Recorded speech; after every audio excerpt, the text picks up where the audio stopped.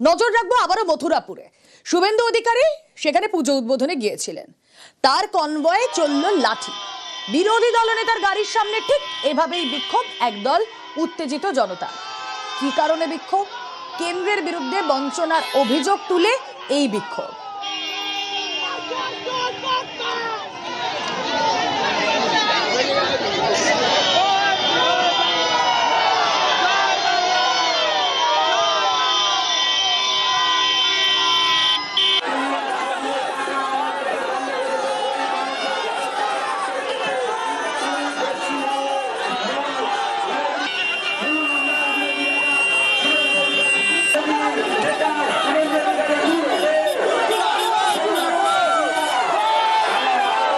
বিরোধী দলনেতার গাড়ির সামনে ঠিক এভাবেই বিক্ষোভ দেখাতে থাকেন একদল উত্তেজিত জনতা।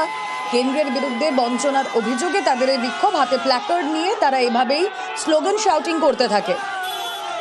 কথা বলবো, প্রতিনিধি আনিসউদ্দিন রয়েছেন সঙ্গে। আনিসউদ্দিন, একেবারেই দেখো, আজ রায়দিঘি বিধানসভার যে কাঠগড়া গ্রামের একটি কালী পুজোর উদ্বোধনে আছেন বিরোধী দলনেতা শুভেন্দু অধিকারী, এবং তিনি যেই সময় যে রায়দিঘি বিধানসভার দক্ষিণ বিষ্ণুপুর এলাকা থেকে যখন ক্রস করছিলেন, সেই সময় তার কনভয়কে লক্ষ্য করে কিন্তু বিক্ষোভ দেখাতে থাকেন এলাকার বাসিন্দারা। এবং বিক্ষোভকারীদের যেটা মূল দাবি, যে রাজ্যের পরিযায়ী শ্রমিকরা ভিন রাজ্যে গিয়ে তারা অত্যাচারের শিকার হচ্ছে, আক্রান্ত হচ্ছে বাংলা ভাষায় কথা বলার জন্য, এবং যে রাজ্যে বঞ্চনা করছে, কেন্দ্রে একাধিক প্রকল্প দিয়ে বঞ্চনা করেছে এবং 100 দিনের কাজের টাকা আটকে রেখেছে, সেই উত্তর বিরোধী দলনেতাকে দিতে হবে। সেজন্যই কিন্তু তারা প্রথমেই একেবারে যে বিষ্ণুপুর এলাকা রয়েছে, দক্ষিণ বিষ্ণুপুর, সেখানেই তারা বিক্ষোভ দেখাতে থাকেন। এবং সেখান থেকে কিন্তু পুলিশ এবং কেন্দ্রীয় বাহিনীর তৎপরতায় সেখান থেকে বিরোধী বেরিয়ে যান এবং পরবর্তী সময় যে সাতঘরা এলাকায় সেখানে পুজো উদ্বোধন করে। এবং সেখান থেকে যখন পরবর্তী যে গন্তব্য চলাফল পাথর প্রতিমা আরো একটি পুজোর উদ্বোধনে বেরোন, সেই পথেই কিন্তু একাধিক নজর থাক। ভারতীয় জনতা পার্টি, বিজেপি পার্টি, ওরা হচ্ছে দিল্লির মসনদে পশ্চিমবাংলার মানুষকে বঞ্চিত করে 100 দিনে কাজের টাকা আটকে রেখেছে, পশ্চিমবাংলার গরিব মানুষের ঘরের টাকা আটকে রেখেছে। তাই জন্য আমরা আজকে মন্দির বাজারে সাধারণ মানুষ, মহিলারা যারা 100 দিনের কাজ করে আমাদের সাধারণ জীবনযাপন চলতো, আজকের আমরা পরিযায়ী শ্রমিক হয়েছি। ওই শুভেন্দু অধিকারী দিল্লির নেতাদের কাছে মানা করে দিচ্ছে যে পশ্চিমবাংলাকে বঞ্চিত করার জন্য, তারই প্রতিবাদে আজকের আমরা পথে নেমেছি।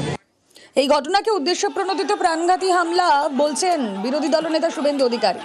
পাল্টা কি বলছে তৃণমূল, শুনবো।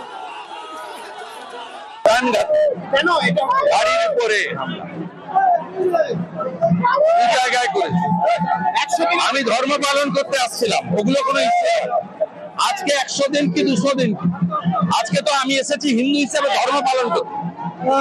আমি কি ভোট চাইতে এসেছি? তাহলে বাধা দেবে কেন? আরে হিন্দুরা পশ্চিমবঙ্গে তার ধর্ম পালন করতে পারবে না। করুন, যত পারেন করুন, এর শেষ আছে।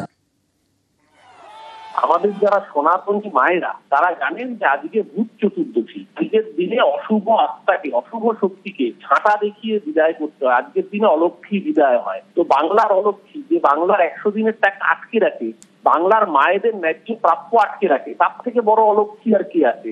এটার মধ্যে কোনো রাজনৈতিক দল নেই। আজকে অলক্ষ্মী বিদায় হবে, কালকে মালক্ষী হবে। আজকে 26-এর বিধানসভা নির্বাচনের আগে যেই সমস্ত ইস্যু নিয়ে উত্তাল রাজ্য রাজনীতি, তার মধ্যে অন্যতম অনুপ্রবেশ। আর এবার সেই অনুপ্রবেশ ইস্যুতেই 26-এর আগে শাহী তোপ। বিজেপি শাসিত গুজরাট, রাজস্থান, অসমে অনুপ্রবেশ হয় না বলে দাবি। বাংলায় ভোট ব্যাংকের রাজনীতির জন্য অনুপ্রবেশকারীদের স্বাগত জানানোর অভিযোগ তুলে বাংলায় সরকার বদলের ডাক। এক্স হ্যান্ডলে পোস্ট অমিত শাহ।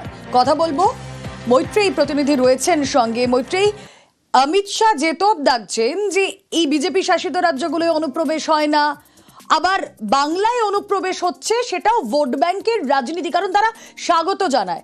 তৃণমূল তো এই নিয়ে বলছে স্বরাষ্ট্র মন্ত্রক, এই সীমান্ত কার দপ্তর? অমিত শাহর দপ্তর। একেবারেই বুঝলাম। দেখো, এর আগে একাধিকবার যখনই অনুপ্রবেশের ইস্যু উঠেছে, তখন তৃণমূল কংগ্রেসের তরফ থেকে কিন্তু বারবার এই অভিযোগে তোলা হয়েছে যে অনুপ্রবেশ আটকানোর মূল দায়টা কিন্তু যারা সীমান্তরক্ষী বাহিনী, অর্থাৎ যে বাহিনী একেবারে স্বরাষ্ট্র মন্ত্রকের অধীনে, স্বরাষ্ট্রমন্ত্রী অমিত শাহর অধীনে, সেই বাহিনীর দায়িত্ব।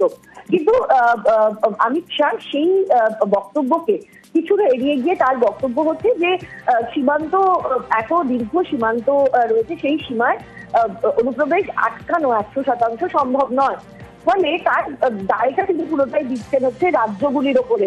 তার বক্তব্য যে রাজ্যগুলিতে তারা এই অনুপ্রবেশকারীরা যখন ঢোকেন তখন তাদেরকে স্থানীয় যে পঞ্চায়েত প্রধান বা থানা তারা জানতে পারে, তাদের জানা উচিত এবং তাদেরই আটকানো উচিত।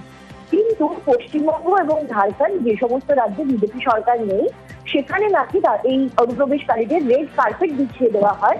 তার কারণ তাদেরকে ভোট ব্যাংকের জন্য ব্যবহার করা হয়, তাদেরকে ভোট ব্যাংকের রাজনীতি করা হয়, সেই কারণে অনুপ্রবেশকারীদের এখানে ঢুকতে দেওয়া হয়। ফলে একেবারে অমিত শাহ তোপ রাজ্যকে যে এই রাজ্যের সরকার বদলে দিতে হবে অনুপ্রবেশকারীদেরকে আটকানোর জন্য। অর্থাৎ সীমান্ত রক্ষা বাহিনীর সে অর্থে ভূমিকা অতটা নেই যতটা সরকারের ভূমিকা আছে, এটা তার। ওকে,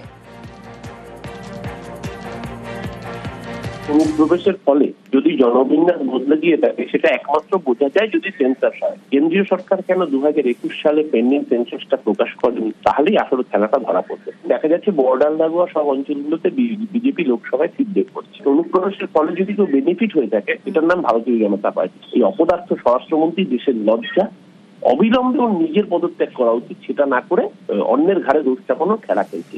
এই রাজনীতির জবাব বাংলার মানুষ দেবে।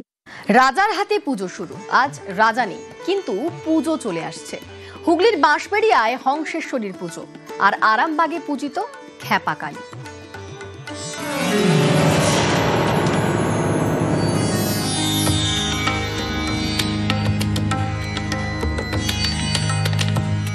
হুগলির বাঁশবেড়িয়ায় হংসেশ্বরী মন্দির, সারা বছর মা শান্ত, দীপান্বিত অমাবস্যায় রুদ্ররূপে পূজিত।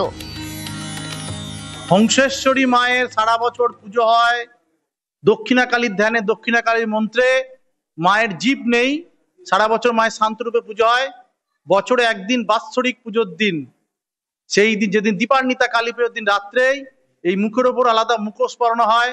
সেই দিন মায়ের গায়ে কোনো বস্ত্র থাকে না, সমস্ত গা মালায় ঢাকা থাকে।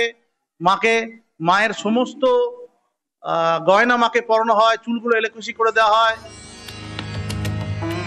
রাজা নৃসিংহদেবের হাত ধরে পুজোর শুরু। নিম কাঠ দিয়ে এই মাতৃ প্রতিমা তৈরি। দীপান্বিতা কালী পুজোয় মাকে পরানো হয় সোনার মুকুট। মন্দিরের যে বৈশিষ্ট্য তার গঠন, কারণ এর গঠনটা আপনি আর কোথাও ভারতবর্ষে খুঁজে পাওয়া মুশকিল আছে। এর চূড়াটা দেখুন, একটা যেটা যোগী পুরুষের পুরো মন্দিরে একটা রূপ ধরে নিতে পারেন, একটা কাল্পনিক রেখা যে তৈরি করেন যোগী পুরুষ মনে হবে। যে ধ্যানযোগ্য যেটা হয়, তা মূলাধার থেকে যখন চূড়া মাথায় উঠছে তখন ষষ্ঠধারে গিয়ে তার জ্ঞানের বিস্ফোরণ ঘটে, যার জন্য চূড়ায় শেষ চূড়াটায় গিয়ে দেখুন একটা সূর্যের কিরণের মতো ছটা ওখানে করা আছে।